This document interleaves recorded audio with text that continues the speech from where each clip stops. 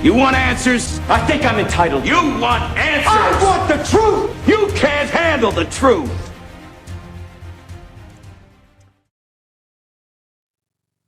All right, y'all. Welcome back to Why You Can't Handle the Truth with Sergeant O. Well, I've been quiet on the Karmelo Anthony case. Until now, I've been wrestling with this one heavy as a father, as a man. My heart breaks for Austin Metcalf's family. What they're going through is unimaginable.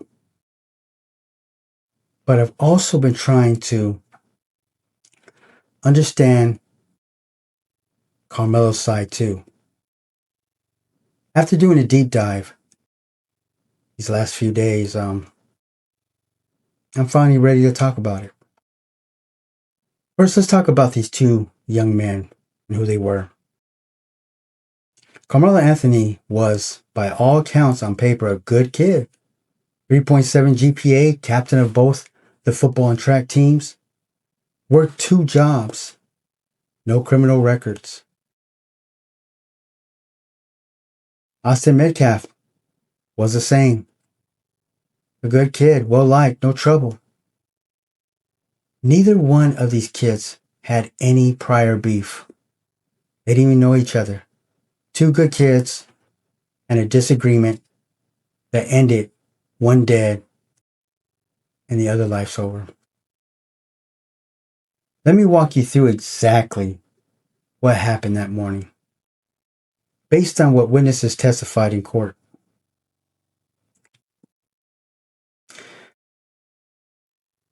It was pouring rain. We all know that's clear. Karmelo's own coach, Adam Linwood, testified that he was supposed to be down on the field warming up with the team. One of his teammates even told him, "Need to come down and warm up." However, Karmelo decided to go into the bleachers instead. He walked into the rival Memorial High School team tent, where he recognized a kid named Eddie. Eddie invited him in. Karmelo dapped him. They sat down, talked for a few minutes. After a while, people started to notice, and they started to ask him out. I'm pretty sure Eddie told him, "Relax, I know him." Hunter Metcalf, Austin's twin brother, told him that he needed to leave. Other kids start telling him too. Witnesses said he was asked to leave more than 10 times. Karmelo refused to go. He got aggressive, telling them, "I'm not leaving anywhere, fuck y'all," and calling them a bunch of pussies. Austin stepped up, told him and said, "I don't want to fight you at a track meet, dude."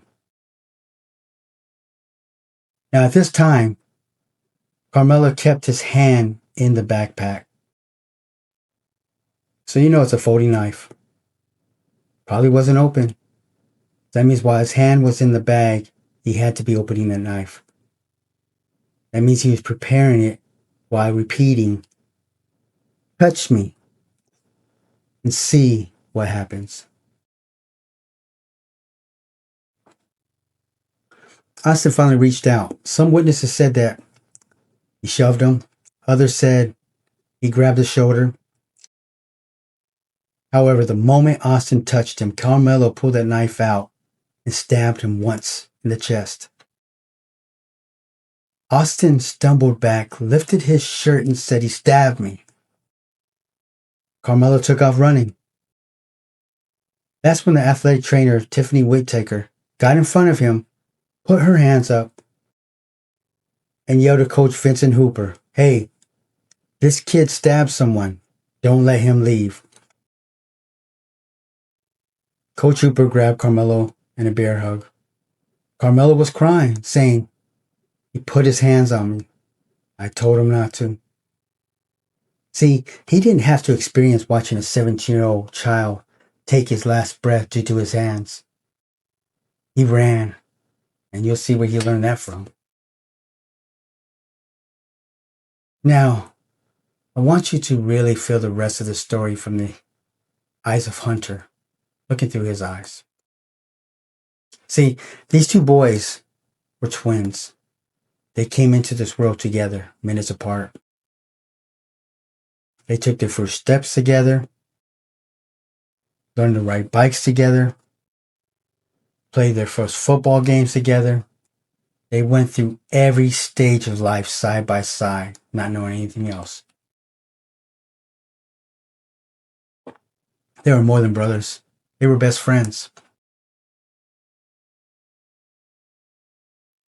Hunter watched his twin brothers get stabbed in the chest, right in front of him. Rushed over, dropped down, put his hands on his chest, trying desperately to stop the bleeding as the blood poured through his fingers. He's screaming, "Holy God, he's my brother, help him." Chaos, screaming all around. He's holding his twin, watching the life leave his eyes. While trainers rush in, start performing CPR. Hunter's praying, begging, "Please don't go." Can't be it. But deep down, he already knew. His other half took his last breath right there. That image burned into that young man's brain forever. After hearing that story, a lot of people are asking, how did the jury come back with a guilty verdict in 3 hours? The parents went on Breakfast Club saying the witnesses' stories were all over the place. Yes, there were some inconsistencies. But here, what every single witness agreed on and was consistent. Karmelo was asked to leave multiple times. He refused. He got aggressive. He had his hand in the bag saying, "Touch me and see what happens." And then he pulled that knife out and stabbed an unarmed kid in the chest. That core story never changed over a lot of witnesses, even black witnesses, even witnesses from his own team. People saying that it was, and people are saying this was an all-white jury. It was not. Prosecution struck down 3 black prospective jurors, not because they were black, but because they were educators, and one said they had a hard time putting a brother away in jail. The judge agreed those are race-neutral reasons. I mean, if you need someone to ignore evidence based on skin color to get a fair trial, that's not justice. That's racism. The parents, Breakfast Club, the interview, it all made my stomach turn. They lied about a lot of things, and then they ran. Instead of being there by their son's side during sentencing, they ran. Why? They couldn't bear watching their son being sentenced? Couldn't be any worse than watching your sibling's blood come through the cracks of your finger. They raised over $600,000 on GoFundMe, yet now claim they have no money for his appeal. Where did that money go? Who's really profiting off of this? I'll show you. We have conservative operatives that have been posting non-stop about this case. It is outright disrespectful. We haven't been doing. This is who they chose to speak for them, a convicted child abuser that should tell you everything.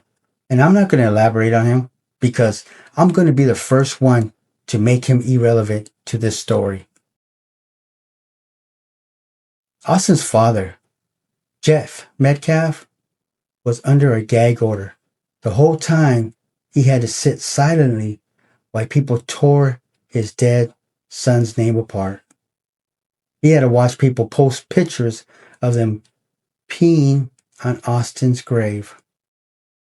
He had to see death threats against his son Hunter, surviving son, his family who was harassed and even swatted multiple times. So, what else created this? Drew Anthony, Kayla, you're cowards. You wouldn't even show up for your son's sentencing or victim statement impact. You abandoned your kid. You left him there. I guess he's no more use to you because you can't get any more GoFundMe money or Go money. You are grifters. You should be ashamed of yourself. You raised that child. And I swear to God, CPS should come check on those other three that you still have. You never once admitted or took accountability. You tried to play victim. The real victim is the one who died, not the one who shoved a knife in his chest. I come to pray with you and show the world we can close the gap of this unbelievable racial divide. And what'd you do? You widen the gap even further. You hire a convicted, baby shaking felon who's only in it for the money, who gives you bad advice, kicks me out of a press conference. Oh, funny. I was somewhere I wasn't supposed to be, but I left when asked. I didn't stab anyone. And then you proceeded to light me with your convicted felon, quote, advocate, minister? Minister of what? Minister irrelevant? Minister of bullshit? How about minister fuck you? Y'all think I'm a saint? I'm no saint. I'm as human as you. I have emotions. Just because I'm a Christian doesn't mean I don't sin, because I don't walk on water and I don't turn into wine. And anybody else can, step up. Don't become kicking rocks in my backyard. Look in your own. The display of adults on the internet. If your children saw how you acted, would you be proud? Or is that what you teach them? Do you teach them that racism is okay? Do you teach them? Do you program your kids to hate, to kill? From day one, I said this was never about race. Please don't make it about race and don't politicize it. And what did you do? You chose both. The race card, black fatigue, it's real. I'm sorry. You have embarrassed your own culture and race. Don't get me wrong. We got white people that embarrass me too. But you guys, you got a patent on that.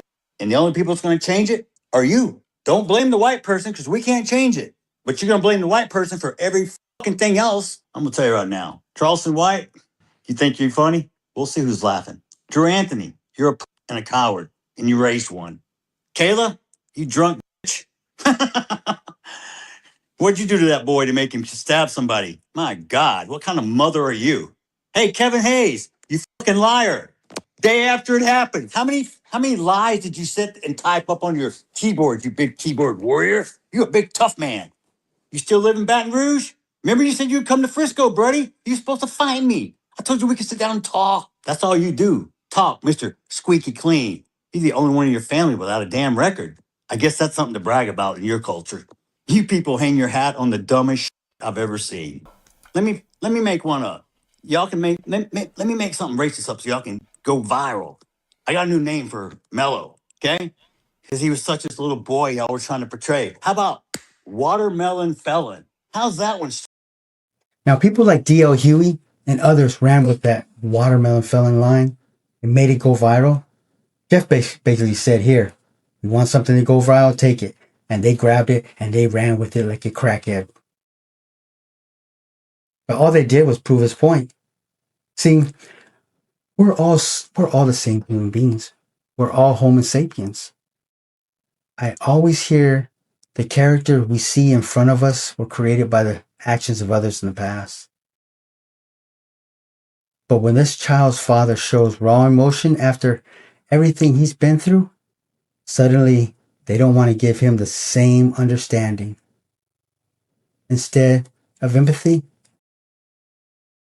they immediately jump to, see, told you he was a racist. They don't want real emotion. They don't want the truth. They only want emotions that fit their narrative and a narrative that isn't true.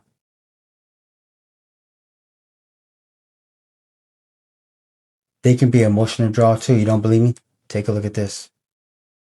I forgot, and the twin brother would have been with him. Fuck what you saying? They should have both been arrested. They should both should have been dead. The both brother brothers. Both of them should have been dead. You ask me? Look, you ain't got to record me. Don't record me. I ain't asked you not to record me. Don't like I said. Okay, you can't really understand her, but what she's saying is both of them should be dead. Both of them. And you see that?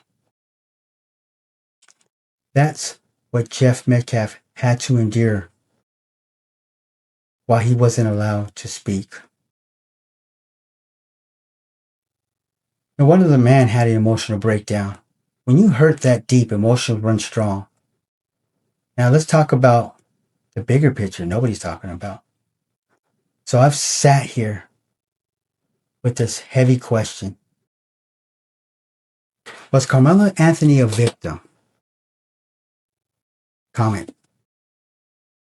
On paper, this kid looked like a model student. So what the fuck happened? I'd like to see your comments. What is out there radicalizing your children or our children? Comment. I'm going to show you exactly what I'm talking about. Was it a switch? I don't know what he had. It was like it seemed like it was a multi-tool, almost like a Swiss Army. Like with like with the little scissors and everything and whatever. So it was small. Well, I would argue the size of it alone, you wouldn't even think it's a deadly weapon. If a 300-pound man is beating me, like on top of me and beating me down, I'm not limited to fist. here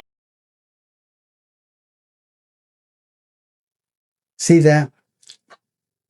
Jasmine Crockett is not a dumb woman. She's highly intelligent. That's what makes this whole thing damn disgusting, just hearing her. For the last year or more, I've heard her and people like her constantly pushing racial hate. And it isn't isolated. It's the same melody being sung every single day by Jasmine Crockett, Hakeem Jeffries, Ilhan Omar, Gary Chambers, D.L. Huey, and too many others. They're not building the United States. They're destroying it, and they're building the divided states of America. They push race hate and division because without it, they have no content, no power, no relevance. This is psychological warfare on our children's minds. This is MKUltra happening right in front of us in real time. MKUltra wasn't just about drugs, y'all. It was about mind control, hypnosis, manipulation, shape behavior.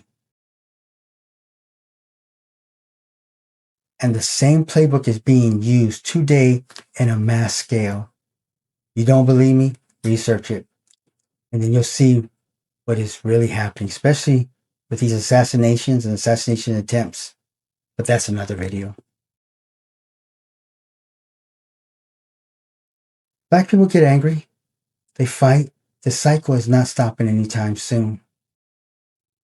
The only difference now is black fatigue is real. And it's setting in with people. We need our young black kids to stop listening to these professional dividers and start listening to voices like Andre Williams, C.J. Pearson, Coleman Hughes, Wesley Hunt.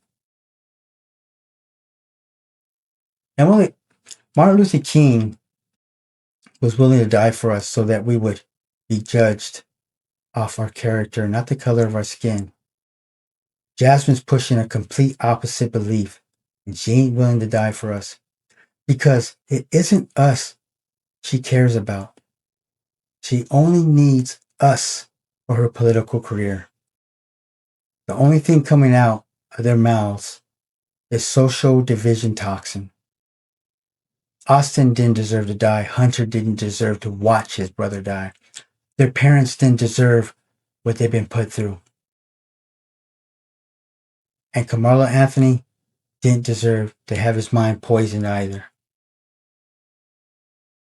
And whoever got that $600,000 didn't deserve it. The lies aren't just hurting one side, they're destroying the next generation on both sides. And that's why you can't handle the truth. This is Sergeant O. If this hits you, do me a favor, like it, share it, subscribe it, turn on the notifications, support the channel if you can. We need more real talk like this. And I'm not shutting up. I'll see you at the next one. This is Sergeant O. Y'all have a good night. You want answers? I think I'm entitled. You want answers? I want the truth! You can't handle the truth.